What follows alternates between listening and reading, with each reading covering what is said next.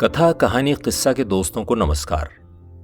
क्या किसी के साथ किया गया वादा अपनी मजबूरियों, परेशानियों और दुविधाओं से भी बड़ा हो जाता है? क्या उसके लिए अपनी मोहब्बत को भी छोड़ा जा सकता है? आज की कहानी इसी विषय पर है। पेश है जेम्स जॉयस की अंग्रेजी कहानी की हिंदी पेशकश एवलिन।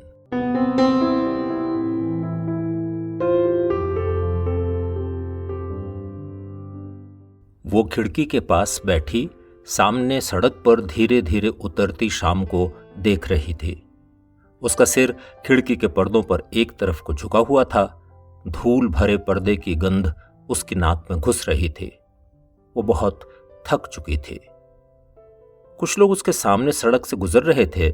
सड़क के आखिर में रहने वाला आदमी अपने घर की तरफ जा रहा था।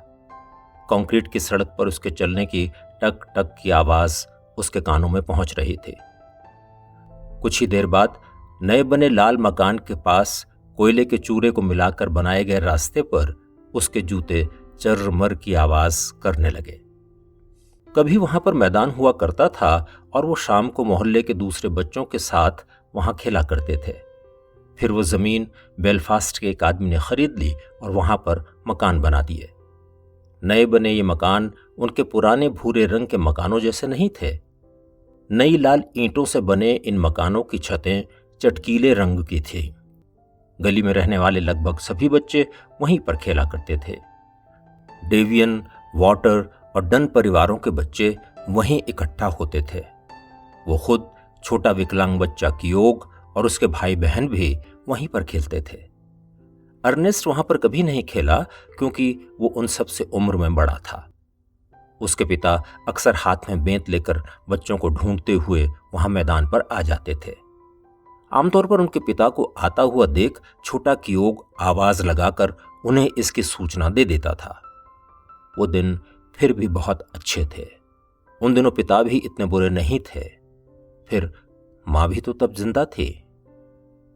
ये बहुत पहले की बात है। अब तो वो और उसके भाई बहन बड़े हो गए हैं। मां का भी देहांत हो गया है। टिज्जी डन की भी मौत हो चुकी है और वॉटर परिवार वापस इंग्लैंड चला गया है। सब कुछ बदल गया है। अब वो भी और लोगों की तरह सब कुछ छोड़कर अपने घर से बाहर निकल रही है। घर? उसने मुड़कर कमरे में रखी सब जानी पहचानी चीजों को देखा। वो सालों से हफ्ते में एक बार कमरे में रखी इन सभी चीजों की धूल झाड़ती रही है। उसकी समझ में ये नहीं आता कि इतनी धूल आ कहां से जाती है। शायद वो अब इन चीजों को कभी नहीं देख पाएगी। उसने सपने में भी नहीं सोचा था कि वो कभी इन चीजों को छोड़कर बहुत दूर चली जाएगी।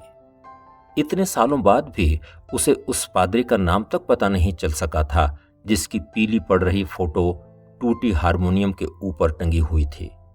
इस तस्वीर के पास ही उन वादों की एक रंगीन लिस्ट भी टंगी हुई थी जो कभी प्रसिद्ध संत मार्गरेट मेरी एलाकॉक से किए गए थे। ये पादरी उसके पिता के स्कूल के दोस्त थे।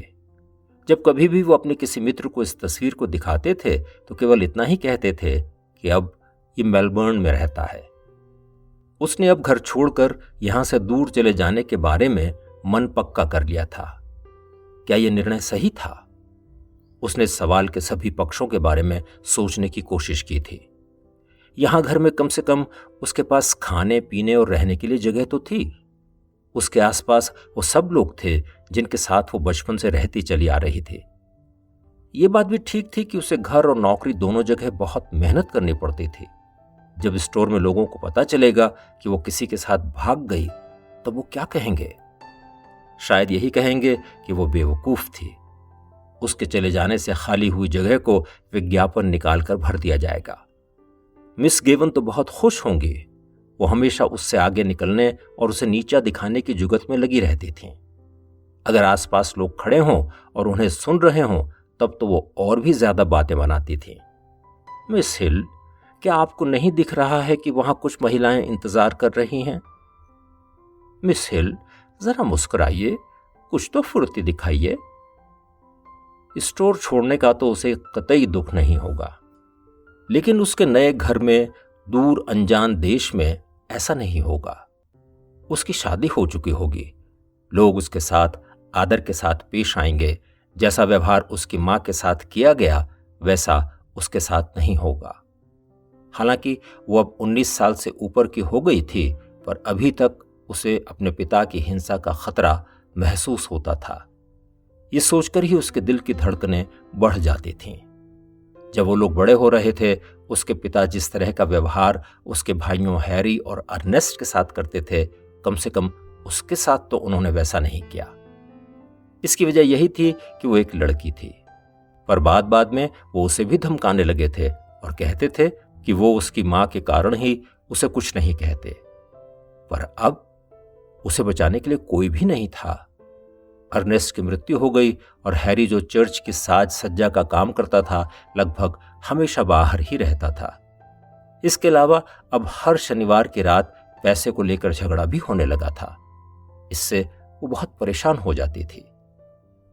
वो हमेशा अपनी पूरी तनख्वाह, जो 7 शिलिंग थी, पिता को दे देती थी।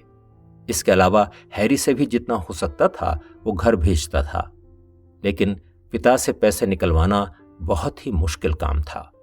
पिता कहते थे कि वो बहुत फिजूल खर्च है। वो कहते कि तुम्हारे पास दिमाग नहीं है और इतनी मुश्किल से कमाए हुए धन को वो सड़कों पर लुटाने के लिए नहीं देंगे। शनिवार रात को पिता का गुस्सा बहुत अधिक हो जाता था।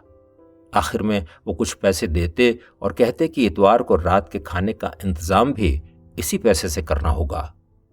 किसी तरह वो जल्दी जल्दी घर से बाहर निकलती ताकि खरीदारी कर सके। अपना चमड़े का पर्स थामे वो भीड़ के बीच रास्ता बनाते हुए निकलती और शाम ढले सामान से लदी फदी घर पहुंचा करती थी। उसे घर चलाने के लिए बहुत मेहनत करनी पड़ती थी।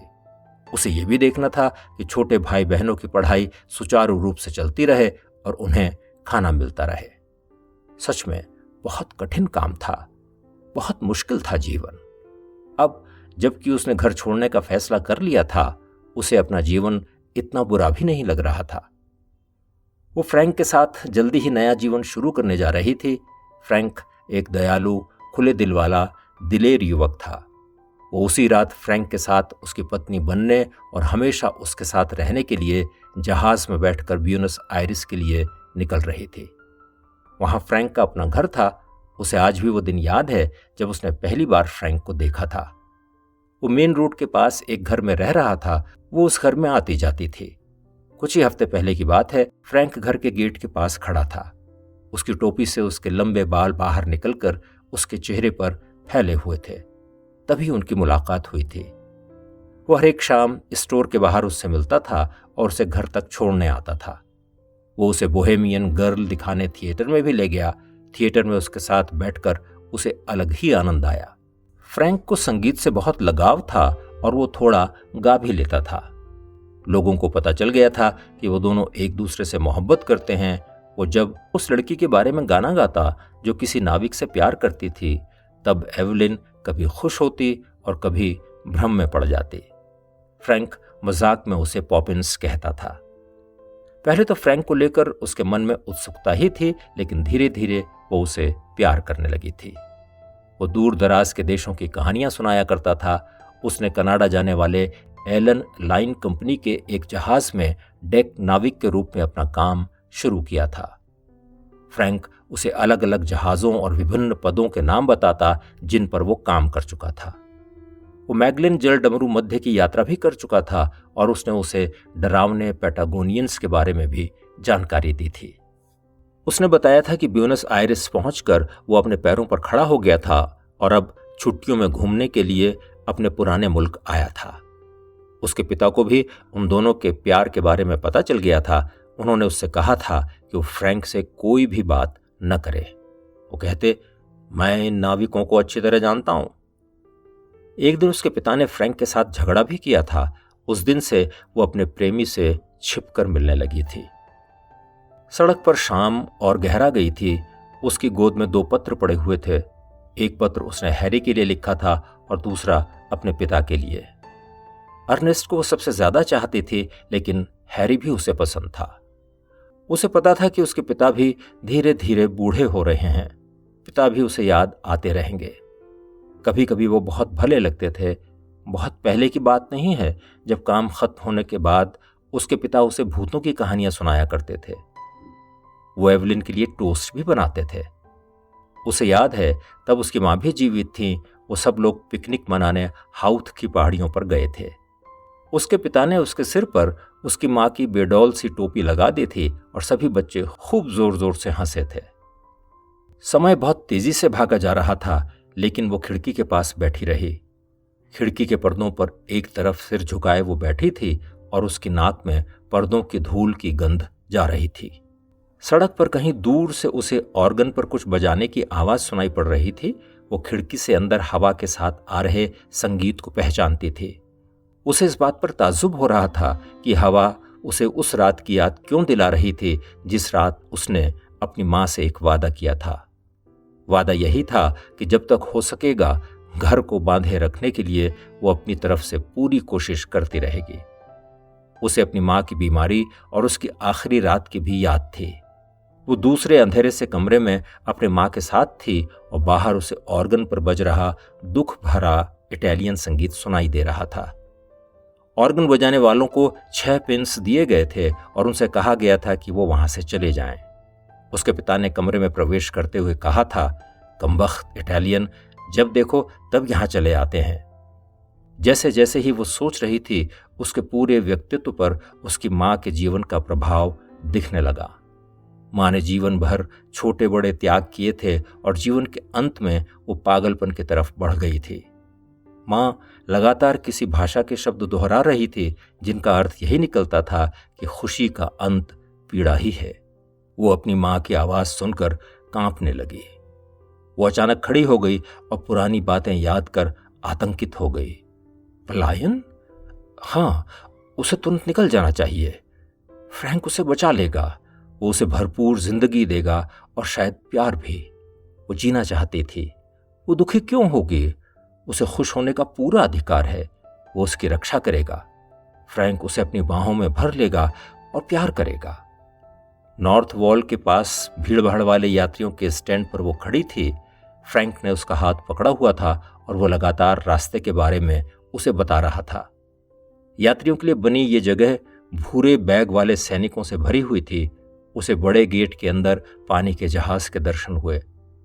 पानी में बनी पत्थरों की दीवार के साथ जहाज खड़ा था। जहाज में बने बड़े बड़े सुराखों से रोशनी बाहर झांक रही थी। फ्रैंक लगातार बोले जा रहा था, लेकिन उसने कोई जवाब नहीं दिया। उसे लगा कि उसके गाल ठंडे हैं और पीले पड़ गए हैं। दुख और तनाव के इस क्षण में वो भगवान से प्रार्थना कर रही थी। वो कह रही थी, प्रभु सही रास्ता सुझाएं, आप ही बताएं कि उसका कर्तव्य क्या होगा। जहाज ने लंबा हॉर्न बजाया। कोहरे से निकलकर आती हुई हॉर्न की ये दुख भरी आवाज उस तक पहुंच रही थी।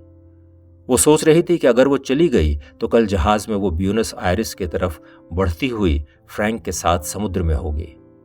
इस यात्रा के टिकट पहले ही लिए जा चुके थे। क्या फ्रैंक ने उसके लिए जो कुछ किया है उसे भूलकर वो फिर से कदम वापस खींच सकती है? दुविधा और तनाव के इन क्षणों में उसके अंदर मतली सी उठने लगी। उसके होंठ ईश्वर की प्रार्थना में लगातार फड़फड़ा रहे थे। जोर से बजी घंटी ने उसके दिल पर चोट की। उसने महसूस किया कि फ्रैंक ने उसका हाथ पकड़ लिया है। वो बोला, चलो। एवलिन को ऐसा लग रहा था कि सारी दुनिया के समुद्र उसके हृदय में तूफान खड़ा किए हुए हैं। उसे डर महसूस हो रहा था कि फ्रैंक उसे इन समुद्रों में डुबो सकता है। वो जरूर उसे डुबा देगा। किनारे पर लगी लोहे की रेलिंग को उसने कसकर पकड़ लिया। फ्रैंक चिल्ला रहा था, आओ आओ। नहीं नहीं, बिल्कुल नहीं, यह असंभव है। उसने कसकर लोहे के रेलिंग को थामा हुआ था। एवेलिन, एवी! फ्रैंक चिल्लाता हुआ तेजी से उसकी तरफ आया और उसने कहा कि वो उसके पीछे आए। लोग फ्रैंक से कह रहे थे कि वो वापस आ जाए, लेकिन वो लगातार एवेलिन को पुकार रहा था। एवेलिन के सफेद पड़ गए चेहरे पर कोई भाव नहीं था। वो एक विवश जानवर जैसी दिखाई दे रही थी। उसकी आंखों में फ्रैंक के लिए न तो कोई पहचान थी, न विदाई थी और न ही मोहब्बत का कोई निशान था।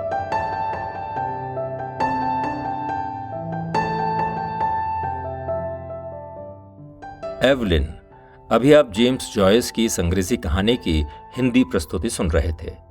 अगर आप लेखक के बारे में और जानना चाहते हैं तो डिस्क्रिप्शन बॉक्स में देख सकते हैं।